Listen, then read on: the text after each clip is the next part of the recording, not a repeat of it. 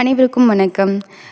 இன்னைக்கு வரைக்கும் இபிஎஃப்ஓ ஓய்வூதியம் பெறக்கூடிய அனைத்து பயனாளிகளுக்கும் இன்னைக்கு ஆகஸ்ட் 11 வரைக்குமே இபிஎஃப்ஓ வெளியிட்டிருக்கக்கூடிய முக்கியமான 6 தகவல்களை இந்த வீடியோவில் கொடுத்துருக்கேன். குறிப்பாக ஓய்வூதியம் பெறவங்க ஏற்படக்கூடிய ஆன்லைன் சேவை தொடர்பான விஷயங்கள் அண்ட் ஜூலை மாத ஓய்வூதியம் தாமதமாக வர்றதுக்கான காரணம், அதுக்கான இப்போ நடவடிக்கை என்ன எடுத்துருக்காங்க, லைஃப் சர்டிஃபிகேட் வாங்குறது அண்ட் இபிஎஃப்ஓ அப்படின்றதோடைய தற்போதைய நடவடிக்கை என்னவா இருக்குது, இந்த இபிஎஸ் 2026 அப்படிங்கிறது அதோடைய நடவடிக்கை என்னவா இருக்கும் அப்படிங்கிறதையும், அண்ட் இபிஎஃப்ஓ ரூ 7500 அப்படிங்கிறது அந்த பென்ஷன் அப்படிங்கிறது கொடுப்பாங்களா மாட்டாங்களா, இதை பற்றின டீட்டெயில் இன்ஃபர்மேஷன் இந்த வீடியோவில் இருக்குது. இன்றைக்குரிய நிலையில், அதாவது ஆகஸ்ட் 11ஆம் தேதி வரைக்கும் இருக்கக்கூடிய நிலவரப்படி இபிஎஃப்ஓலேருந்து வெளியிடப்பட்ட முக்கியமான 6 தகவலை தான் இந்த வீடியோவில் டீட்டெயிலாக கொடுத்துருக்கேன். மறக்காமல் வீடியோவை கடைசி வரைக்கும் ஸ்கிப் பண்ணாமல் பாருங்கள். அப்போ தான் நான் சொல்லக்கூடிய விஷயங்கள் உங்களுக்கு முழுமையாக புரியும். நம்மளோட சேனலை தான் முதல் முறையாக பார்க்குறீங்கன்னா மறக்காமல் சேனலை சப்ஸ்கிரைப் பண்ணி பக்கத்தில் உள்ள பெல் ஐக்கனை கிளிக் பண்ணிக்கோங்க. இந்த வீடியோ உங்களுக்கு பிடிச்சிருந்தா லைக் பண்ணி ஹைப் பண்ணி எல்லோ கலர் ஸ்டார் காமிக்கும், மறக்காமல் ஹைப் பண்ணி விடுங்க. வாங்க வீடியோக்குள்ளே போகலாம். முதல் அறிவாக ஃபஸ்ட்டு இருக்கக்கூடியது என்னென்னா, ஹையர் பென்ஷன் ரிலேட்டடாக இருக்கக்கூடிய முக்கிய அப்டேட் அப்படிங்கிறது தான். இபிஎஃப்ஓவில் அதிக சம்பளத்தின் அடிப்படையில் அதிக ஓய்வூதியம் பெறுவதற்காக விண்ணப்பித்தவர்களுக்கு தற்போதைய முக்கியமான தகவல் அப்படிங்கிறது வெளியாகி இருக்கு. உச்சநீதிமன்றத்தின் 2022ஆம் ஆண்டு தீர்ப்பை தொடர்ந்து அதிக ஊதியத்தில் பங்களிப்பு செய்து அதிக ஓய்வூதியம் பெறுவதற்கான வாய்ப்பு வழங்கப்பட்டது.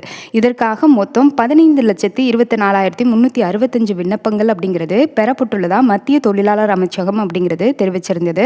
இதில் 2026 ஆகஸ்ட் 5ஆம் தேதி நிலவரப்படி 11,595 விண்ணப்பங்கள் நிலுவையில் இருந்ததாகவும் தெரிவிக்கப்பட்டது. மேலும் ஓய்வு பெற்ற விண்ணப்பதாரர்களுக்கு இதுவரைக்குமே 1,49,806 பென்ஷன் பேமெண்ட் ஆர்டர் அப்படிங்கிறது, அதாவது பிபிஓ அப்படிங்கிறது வழங்கப்பட்டுள்ளதா தகவல் வெளியாகி இருக்கு.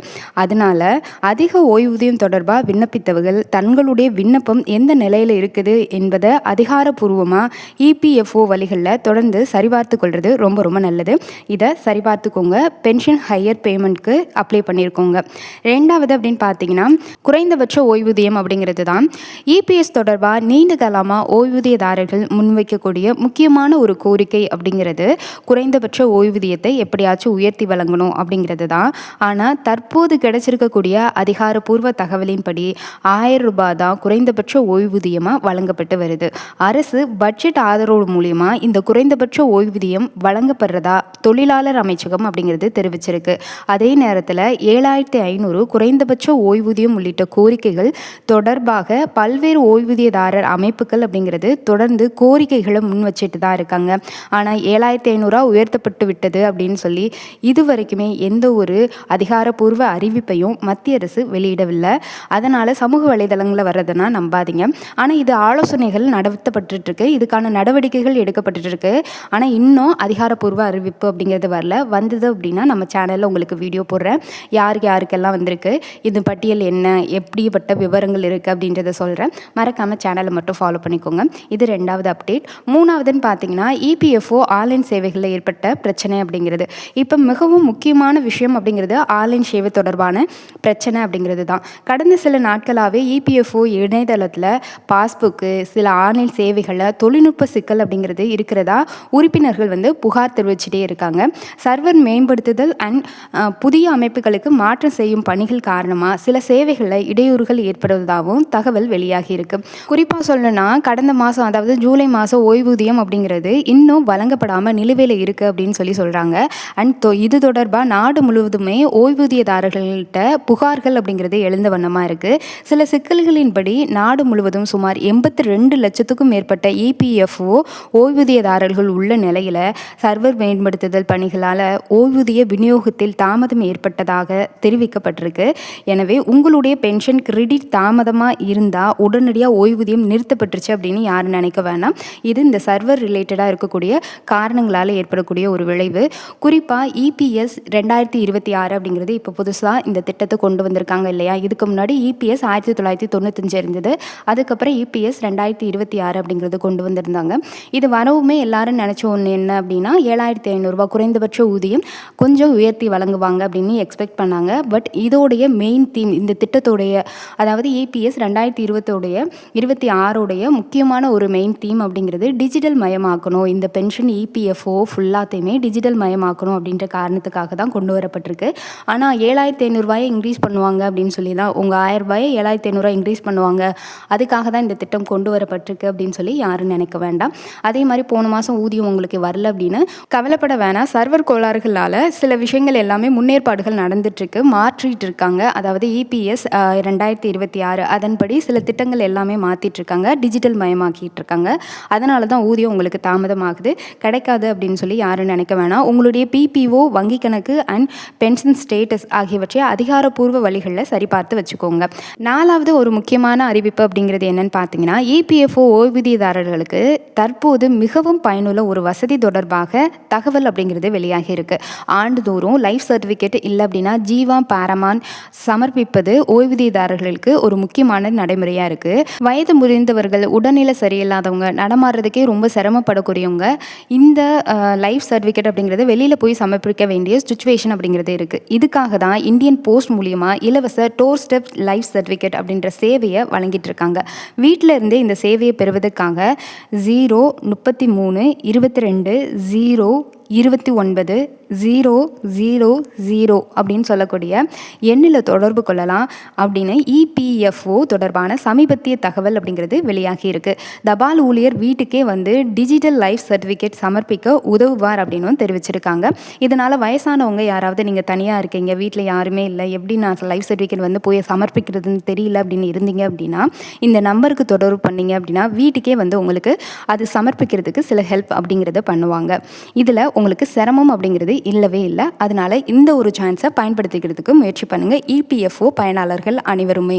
5வது பயனுள்ள தகவல் என்ன அப்படின்னு பார்த்தீங்கன்னா, ஒரு அதிரடி அறிவிப்புனே சொல்லலாம். இபிஎஃப் தொடர்பான குறைகள் இல்லைன்னா ஓய்வூதியம், பிஎஃப் இது மாதிரியான பிரச்சனைகளுக்கு நேரடியாக உதவி பெறுவதற்காக நிதி ஆப்கி நிகாட் 2.0 அப்படின்னு சொல்லக்கூடிய ஒரு முகாம் அப்படிங்கிறது நடத்தப்படுகிறது அப்படின்னு சொல்லியிருக்காங்க. இபிஎஃப்ஓடைய பென்ஷன் பேமெண்ட் என்கொயரி தளத்தில் ஒவ்வொரு மாவட்டத்திலும் மாதந்தோறும் இந்த முகாம்கள் நடைபெறதாகவும், இடம் மற்றும் விவரங்கள் சம்மந்தப்பட்டதை உங்களுடைய அருகில் இருக்கக்கூடிய பிஎஃப் அலுவலகத்துக்கு தொடர்பு கொண்டு நீங்கள் தெரிஞ்சுக்க முடியும் அப்படின்னும் குறிப்பிட்டிருக்காங்க. இது மட்டும் இல்லாமல் இபிஎஃப்ஓ தொடர்பான உதவிக்கு 1447 அப்படின்னு சொல்லக்கூடிய அதிகாரப்பூர்வ உதவி எண்ணையும் பயன்படுத்தலாம் அப்படின்னு சொல்லியிருக்காங்க. அதனால ஆன்லைன் சேவை ஏதாவது உங்களுக்கு சரியாக வேலை செய்யலை அப்படின்னா தொடர்ந்து பலமுறை முயற்சிக்கிறதுக்கு பதிலாக உங்கள் பகுதி இபிஎஃப்ஓ அலுவலகம் இல்லை அப்படின்னா நிதி ஆப்கி நிகாட் அப்படின்னு சொல்லக்கூடிய இந்த முகாம் மூலமாக பிரச்சனையை தீர்த்து வச்சுக்கோங்க. அதனால் இந்த பிரச்சனையை கூட நீங்கள் பதிவு செய்யலாம் அப்படின்னு கூட இபிஎஃப்ஓ நிறுவனம் சொல்லியிருக்கு.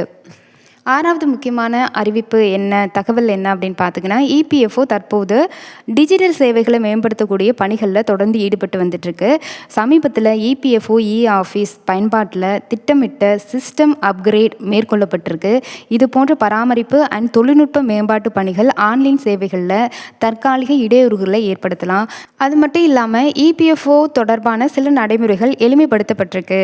குறிப்பாக புதிய விதிமுறைகளின் கீழே பார்ட்டியல் வித்ட்ராவல் மற்றும் அட்வான்ஸ் வசதிகளில் தளர்வுகள் அப்படிங்கிறது கொண்டு வரப்பட்டிருக்கு. தொழிலாளர்கள் அமைச்சகத்துடைய சமீபத்திய தகவல் அப்படிங்கிறது இதில் தெரிவிச்சிருக்கு. அத்தியாவசியமான தேவைகள், வீட்டு தேவைகள் இல்லைனா சிறப்பு சூழ்நிலைகள் போன்ற பிரிவுகளில் உறுப்பினர்கள் தங்களுடைய பிஎஃப் தொகையில் ஒரு பகுதியை பெறுவதற்கான வசதிகள் எளிமைப்படுத்தப்பட்டிருக்கு அப்படின்னு சொல்லியிருக்காங்க. அது மட்டும் இல்லாமல் இபிஎஃப்ஓ உறுப்பினர்கள் தங்களுடைய தேவைக்கு ஏற்ற மாதிரி தற்போது நடைமுறையில் இருக்கக்கூடிய விதிமுறைகளை அதிகாரப்பூர்வமாக சரிபார்த்து பயன்படுத்திக்கணும் அப்படின்னு சொல்லியிருக்காங்க. ஓய்வூதியதாரர்கள் கவனிக்க வேண்டிய முக்கியமான விஷயம் என்ன தெரியுமா? இப்போ இங்கே நான் சொல்லியிருக்கக்கூடிய தகவல்களில் ரொம்ப ரொம்ப முக்கியமான விஷயம், இபிஎஃப்ஓ தொடர்பாக சமூக வலைதளங்களில் பல்வேறு செய்திகள் அப்படிங்கிறது பரவிட்டு தான் இருக்குது. பென்ஷன் உடனடியாக உயர்த்தப்பட்டுருச்சு, 7,500 உறுதியாயிடுச்சு, அனைவருக்குமே அரிய வாய்ப்பு இருக்குது அப்படின்னு சொல்லி ஏதாவது நியூஸ் வருது அப்படின்னா உடனே பயப்பட வேண்டாம், உடனே நம்பவும் வேணாம். ஆனால் ஒவ்வொரு தகவலும் மத்திய அரசு அல்லது இபிஎஃப்ஓ அதிகாரப்பூர்வ அறிவிப்பாக இருக்கிறது ரொம்ப ரொம்ப அவசியம். அதனால் உங்கள் உங்களுடைய pension status, PPO status, life certificate, higher pension application இது எல்லாமே அதிகாரப்பூர்வமாக இபிஎஃப்ஓ வழிகளில் மட்டுமே சரிபார்க்கணும் அப்படின்னு சொல்லி கேட்டுக்கொள்ளப்படுது. இது மட்டும் இல்லாமல் ஆன்லைன் சேவை பிரச்சனை காரணமாக யாராவது பணம் கேட்டால் மிகவும் கவனமாக இருங்க. இபிஎஃப்ஓ சேவைகளில் பல சேவைகள் அதிகாரப்பூர்வமாக இலவசமாகவே வழங்கப்பட்டுருக்கு. அதனால் எங்கே போயும் நீங்கள் காசுக்கு கொடுத்து நீங்கள் எந்த பயனையும் பெற வேண்டிய அவசியம் இல்லை அப்படின்னு சொல்லியிருக்கு. ஃபைனலாக சொல்லணும்னா ஆகஸ்ட் 11 இன்னைக்குரிய நிலவரப்படி இபிஎஃப்ஓ ஓய்வூதியதாரர்களுக்கு முக்கிய கவனிக்க வேண்டிய விஷயங்கள் என்னென்னா, ஃபஸ்ட்டு ஹையர் பென்ஷன் தொடர்பான விண்ணப்பங்கள் இன்னும் 1,49,806 பிபிஓ அப்படிங்கிறது வழங்கப்பட்டிருக்கு. 2 ஹையர் பென்ஷன் அப்படிங்கிறது தொடர்பான சில விண்ணப்பங்கள் அப்படிங்கிறது மட்டும் சிலது இன்னும் நிலுவையில் இருக்குது. ஆனால் சிலது விண்ணப்பங்கள் எல்லாமே வழங்கப்பட்டிருக்கு அப்படின்னு சொல்லியிருக்காங்க. இபிஎஃப்ஓ ஆன்லைன் சேவைகளில் ஏற்பட்ட தொழில்நுட்ப சிக்கல்னால உங்களுக்கு ஓய்வூதியம் போன மாதம் கூட வராமல் இருக்கலாம், இந்த மாதம் கூட வராமல் இருக்கிறதுக்கான வாய்ப்புகள் இருக்குது. ஆனால் கூடிய விரைவிலே இபிஎஃப்ஓ அப்படிங்கிறது இந்த தொழில்நுட்ப கோளாறுகளை சரி பண்ணுறதா சொல்லியிருக்காங்க. அதனால் இதுக்காக நான் கவலைப்பட வேணாம். யாரையும் நம்பி ஏமாந்துடாதீங்க. பக்கத்தில் இவங்கள்ட்ட சொல்கிறேன் அவங்கள்ட்ட சொல்கிறேன்னு ஏதோ ஒரு ப்ரௌசிங் சென்டர்லேயே போய் இதை பார்க்க சொல்லி அதை பார்க்க சொல்லி நீங்கள் காசை ஏமாந்துடாதீங்க. அண்ட் குறிப்பாக இந்தியன் போஸ்ட் மூலிமா வீட்டிலேருந்து இலவச லைஃப் சர்டிஃபிகேட் சேவையை பயன்படுத்துறதுக்கு முயற்சி பண்ணுங்கள். இதெல்லாம் இபிஎஃப்ஓ உங்களுக்காக கொடுத்துருக்கக்கூடிய அரிதான வாய்ப்பு. அண்ட் நிதி அப்கி நிகாட் அப்படின்னு சொல்லக்கூடிய 2.0 முகாம்கள் இபிஎஃப்ஓ அண்ட் பென்ஷன் தொடர்பான குறைகளை நேரடியாக தெரிவிக்க முடியும். நான் எல்லாத்துக்குமே மொபைல் நம்பர் கொடுத்துருக்கேன், அதாவது அதுக்காக குறிப்பிட்டிருக்கக்கூடிய நம்பர் கொடுத்துருக்கேன். மறக்காமல் அதை நோட் பண்ணி வச்சுட்டு இபிஎஃப்ஓ பயனாளர்கள் எல்லாருமே இந்த வாய்ப்புகளை பயன்படுத்திக்கோங்க. இந்த வீடியோவில் இன்றைக்கி நிலவரப்படி இதுவரைக்கும் வெளியிடப்பட்ட முக்கியமான 6 தகவல்களை சொல்லியிருக்கேன். இந்த 6 தகவலுமே உங்களுக்கு ரொம்ப யூஸ்ஃபுல்லாக இருக்கும்னு நம்புகிறேன். ஏன்னா நிறைய பேர் ஓய்வூதியதாரர்களாக இருந்தாலும் இன்னொருத்தவங்களுடைய அந்த கைகளை நம்பி இருக்கிற மாதிரி தான் இருக்கும். ஏன்னா அவங்களால உடல் சூழ்நிலையினால் வெளியில் போக முடியாத காரணத்தினால அவங்களுக்கு எல்லாருக்குமே ஆஃபீஸ் மூலியமாகவே, அதாவது போஸ்ட் ஆஃபீஸ் மூலியமாக நிறைய இலவசம் கொடுக்குறாங்க. நிறைய விஷயங்கள் இருக்குது. முடிஞ்ச வரைக்கும் இது எல்லாத்தையும் பயன்படுத்திக்கோங்க. இது மாதிரியான இபிஎஃப்ஓ தொடர்பான செய்திகளை உடனுக்குடன் தெரிஞ்சுக்கிறதுக்கு சேனலை சப்ஸ்கிரைப் பண்ணிக்கோங்க. ஏன்னா நம்ம சேனலில் உடனுக்குடன் உங்களுக்கு அப்டேட் அப்படிங்கிறது வழங்கப்படும். அதே மாதிரி ஒவ்வொரு மாதமும் இபிஎஃப்ஓ நிறுவனம் சார்பாக எந்தெந்த நடைமுறைகள் அப்படிங்கிறது புதுசாக கொண்டு வந்திருக்காங்க, என்னென்ன மாற்றம் நடைபெற இருக்குது அப்படிங்கிறதையும் நம்ம சேனலில் சொல்லிகிட்ருக்கோம். ரொம்ப யூஸ்ஃபுல்லாக இருக்கும். மறக்காமல் சப்ஸ்கிரைப் பண்ணிக்கோங்க. வீடியோ பிடிச்சிருந்தா மறக்காமல் லைக் பண்ணி பக்கத்தில் இருக்கக்கூடிய, அதாவது அதுக்கு கீழே வரக்கூடிய ஹைப் பண்ணி எல்லோ கலர் ஸ்டார் காமிக்கும், மறக்காமல் ஹைப் பண்ணி விடுங்க. நன்றி, வணக்கம்.